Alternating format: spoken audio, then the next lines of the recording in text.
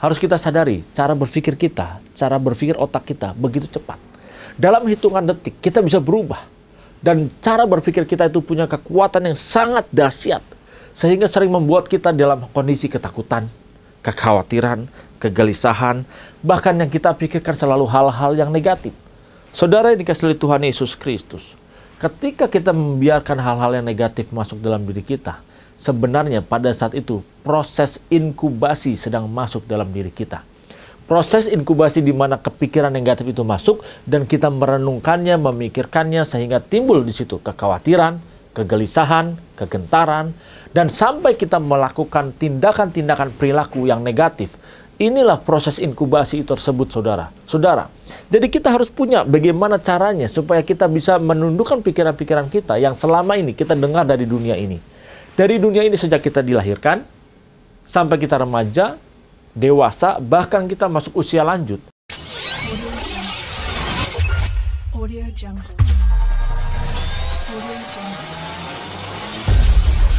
Audio Jungle.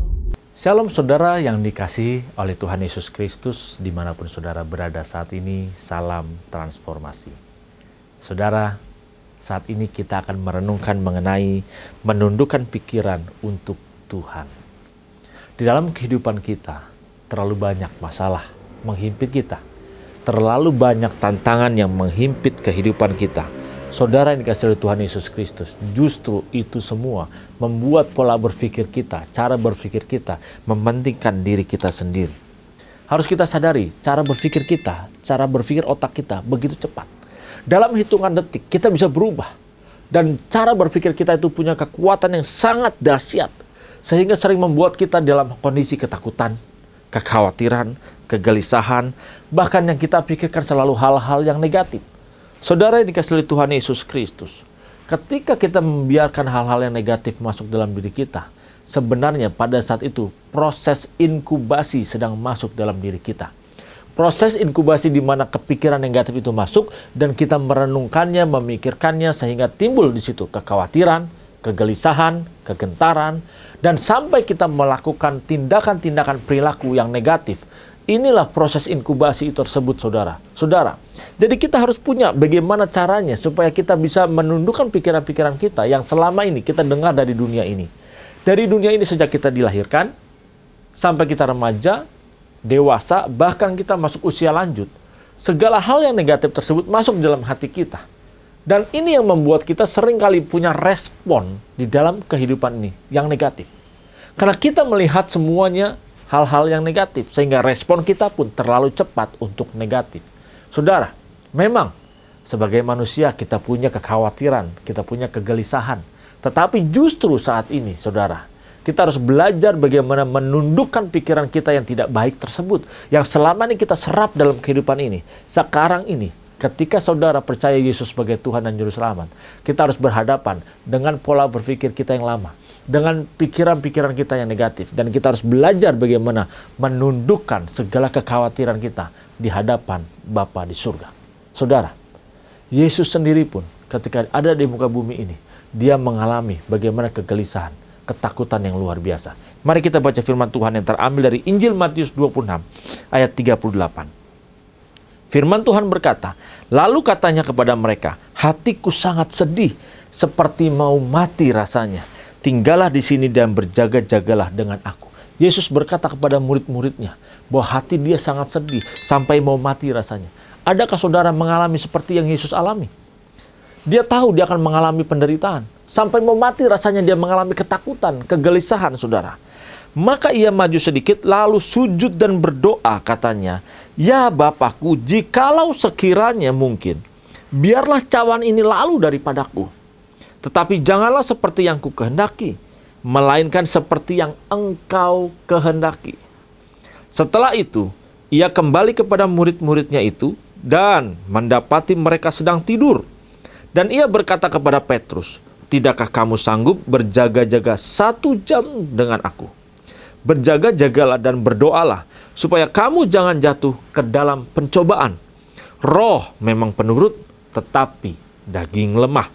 Lalu ia pergi untuk kedua kalinya dan berdoa, katanya, ya Bapakku, jikalau cawan ini tidak mungkin lalu, kecuali apabila aku meminumnya, jadilah kehendakmu.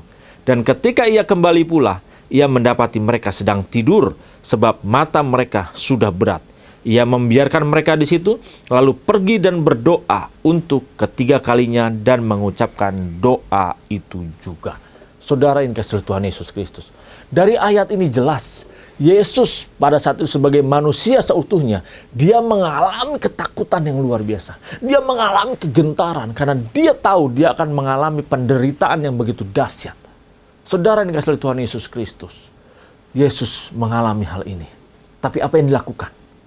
Justru dia datang bersujud kepada Bapa di surga. Dari mana kita tahu harapan dia, keinginan dia? Ayat ini jelas dikatakan, ya Bapakku, jikalau sekiranya mungkin, biarlah cawan ini lalu daripadaku. Keinginan Yesus pada saat itu, biarlah cawan penderitaan itu lalu darinya. Supaya dia tidak merasakan itu. Tetapi saudara, pikirannya tetap berkecamuk. Dia tetap belajar menundukkan. Dia menunjukkan kepada saudara dan saya bagaimana dia menundukkan pikirannya, kehendaknya, keinginannya di hadapan Bapa. Supaya biarlah kehendak Bapa yang jadi. Dia kembali kepada murid-muridnya. Dia mendapati murid-muridnya tidak berjaga-jaga. Yesus mengingatkan, tidak sanggupkah engkau berjaga-jaga 1 jam saja? Saudara, 1 jam berjaga-jaga di hadapan Yesus, di hadapan Bapa bersama-sama, itu begitu berharga. Ketika kita merenungkan hal-hal negatif dalam diri kita, berarti kita sedang tidak berjaga-jaga. Yang kita pikirkan kehendak kita. Saudara, ayat ini menggambarkan bagaimana Yesus berkecamuk luar biasa pikirannya. Dan dia tahu pikirannya begitu dahsyat dan punya kekuatan yang luar biasa. Bahkan digambarkan 3 kali dia berdoa, doa yang sama. Saudara yang kasih Tuhan Yesus Kristus, kalau kita perhatikan, yang pertama, Yesus punya kehendak. Bapa, kalau boleh cawan ini lalu daripadaku. Cawan penderitaan itu supaya dia tidak merasakannya. Tetapi ketika dia menaklukkan sekali sujud dan berdoa, dan dia kembali lagi berdoa kepada Bapa di surga. Yang kedua, kita perhatikan. Yang kedua, yang dikatakan adalah, jikalau cawan ini tidak mungkin lalu, kecuali apabila aku meminumnya. Saudara, dia tahu tidak mungkin cawan itu berlalu. Berarti tidak ada pilihan buat dia kecuali dia menerima dan meminum cawan tersebut. Dia menerima penderitaan tersebut karena itulah kehendak Bapa. Dia tetap belajar menundukkan. Lihat prosesnya saudara. Yang pertama dia tundukkan pikirannya. Yang kedua, dia sudah mulai bisa menerima apa yang menjadi kehendak Bapa. Dia yang meminumnya. Saudara, kalau Yesus saja lakukan ini, dia tunduk dan serahkan tundukan pikirannya kepada Bapa di surga, kepada kehendaknya untuk menyukakannya. Kenapa kita dalam kehidupan ini justru kita tidak pernah mau menundukkan pikiran kita? Begitu banyak hal yang negatif masuk dalam diri kita. Begitu banyak kekhawatiran masuk dalam diri kita, saudara. Jadi kita harus perlu tahu, saudara. Kalau Yesus saja sampai 3 kali dia lakukan ini, karena dia mengalami kesedihan dan kegalauan. Justru dia tundukkan. Dia menyadari betul kekuatan pikirannya begitu dahsyat. Dan dia belajar menyerahkan kegelisahannya tersebut. Ditundukkan terhadap kehendak Bapa. Mari saudara. Saudara dan saya, kita belajar terus setiap hari, setiap saat, menundukkan pikiran kita. Biarlah hanya kehendak Bapa yang terjadi dalam kehidupan kita. Memang kita punya masalah, punya kegalauan, tetapi jangan khawatir saudara. Karena ketika kita khawatir akan kesenangan hidup kita, saudara, berarti kita tidak memperdulikan kita menyukakan hati Bapa atau tidak. Yang perlu saudara ingat sekarang ini adalah, jangan khawatir akan kesenangan hidupmu, tetapi khawatirlah jika hidupmu tidak dapat menyenangkan hati Bapa di surga. Saudara, ini yang penting. Kita selama ini mementingkan bagaimana kesenangan hidup kita. Tetapi kita lupa, seharusnya yang menjadi prioritas utama kita adalah kita menyukakan hati dan perasaan Bapa di surga. Saudara, mari kita merubah konsep kita. Kalau selama ini kita fokus pada diri kita, kita bertuhan, kita cari Tuhan pun, kita datang kepada Tuhan hanya supaya Tuhan memenuhi kehendak kita. Tetapi seharusnya saudara mulai saat ini konsep kita dirubah, ditransformasi. Kita datang kepada Tuhan bukan supaya Tuhan menyenangkan kita, tapi kita datang kepada Tuhan, kita mencari tahu apa yang Tuhan ingin kita lakukan agar hatinya disukakan, agar hatinya digembirakan dan disenangkan. Saudara, waktunya begitu cepat, begitu singkat, dan kita sadari betul pikiran kita begitu cepat berputar dan berubah. Saudara, mari di dalam kehidupan ini kita harus belajar terus menundukkan pikiran kita untuk mengikuti pikiran Bapa di surga. Dan ini perjuangan yang harus kita lakukan dari waktu demi waktu. Jangan kita lagi memikirkan bagaimana kekhawatiran kita, kegelisahan kita, kesenangan kita. Tapi mari kita pikirkan kesenangan Bapa di surga, kesenangan Tuhan kita. Saudara, mari kita belajar mulai saat ini. Kita merubah konsep berpikir kita. Jangan kejar kesenangan kita, tapi kejarlah bagaimana kita menyenangkan hati Bapa di surga. Jangan manfaatkan nama Tuhan Yesus dan menjual nama Tuhan Yesus hanya demi kesenangan kita. Tapi sekarang ini, marilah saudara, kita punya prinsip, kita punya konsep bagaimana setiap detik hidup kita menyukakan hati Bapa di surga. Kita menyukakan Dia dengan mengikuti kehendaknya. Dan biarlah kehendaknya yang terjadi dalam kehidupan kita. Bukan kehidupan kita ini mengikuti apa yang kita inginkan, tapi kita mengikuti apa yang Bapa inginkan. Mari kita rubah konsep kita mulai hari ini, saudara. Kesempatannya sangat singkat, dan saudara dan saya, mari kita sama-sama berjuang bagaimana kita bisa menundukkan pikiran kita di hadapan Bapa di surga. Tuhan Yesus Kristus memberkati saudara. Salam transformasi.